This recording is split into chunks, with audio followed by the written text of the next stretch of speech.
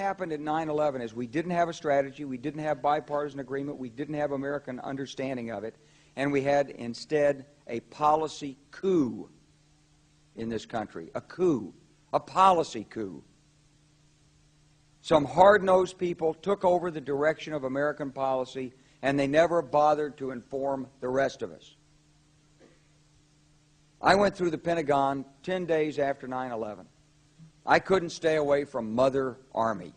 I went back there to see Don Rumsfeld. I'd worked for him as a White House fellow in the 1970s. All this is in the book. And I said, am I doing okay on CNN? He said, yeah, fine. He said, I'm thinking about it. He says, I read your book, and he said, this is a book that talks about the Kosovo campaign. And he said, I just want to tell you, he said, nobody's going to tell us where or when we can bomb. Nobody. He said, I'm thinking of calling this a floating coalition. What do you think about that? I said, well, sir, thanks for reading my book. And, he said, thanks, that's all the time I've got. Really? And I went downstairs. I was leaving the Pentagon, and an officer from the Joint Staff called me into his office and said, I want you to know, he said, sir, we're going to attack Iraq. And I said, why? He said, we don't know. He said, I said, well, did they tie Saddam to 9/11? He said, no. And then I came back to the Pentagon about 6 weeks later. I saw the same officer. I said, why haven't we attacked Iraq? We still going to attack Iraq? He said, oh, sir. He says, it's worse than that. He said, he pulled up a piece of paper off his desk. He said, I just got this memo from the Secretary of Defense's office that says we're going to attack and destroy the governments in 7 countries in 5 years. We're going to start with Iraq, and then we're going to move to Syria, Lebanon, Libya, Somalia, Sudan, and Iran. I said, 7 countries in 5 years. I said, is that a classified memo? He said, yes, sir. I said, well, don't show it to me. He was about to show it to me. He said, because I want to talk about it. And I sat on this information for a long time, for about 6 or 8 months. I was so stunned by this, I couldn't begin to talk about it. And I couldn't believe it would really be true, but that's actually what happened. These people took control of the policy in the United States.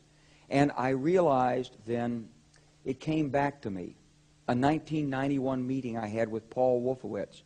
You know, in 2001, he was Deputy Secretary of Defense, but in 1991, he was the Undersecretary of Defense for Policy. It's the number 3 position in the Pentagon. He said, and we've got about 5 or 10 years to clean up those old Soviet client regimes, Syria, Iran, Iraq, before the next great superpower comes on to challenge us. It was a pretty stunning thing. You mean the purpose of the military is to start wars and change governments? It's not to sort of deter conflict? We're going to invade countries? And, you know, my mind was spinning. And I put that aside. It was like a nugget that you hold on to. This country was taken over by a group of people with a policy coup.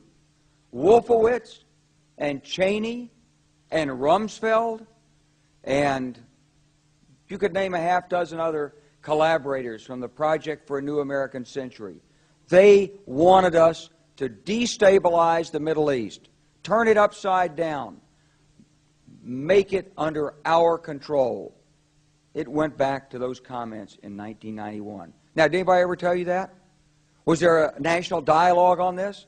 Did senators and congressmen stand up and denounce this plan? Was there a full-fledged American debate on it? Absolutely not. And there still isn't.